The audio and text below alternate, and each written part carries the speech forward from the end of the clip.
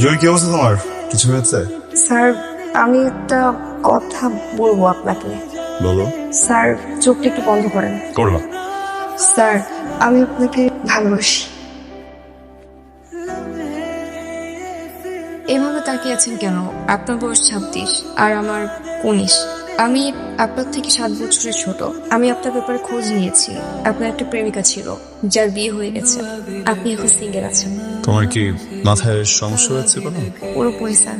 Phone করেছি না, মাথাটা একদম পুরো ফুলে গেছে।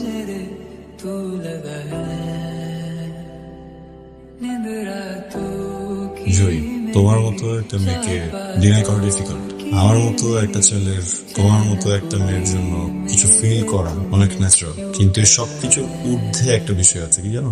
আমি কে এবং আমি কি। আমি একজন শিক্ষক। আমি চাইলেই হুটার একটা কথা বলে ফেলতে পারি না।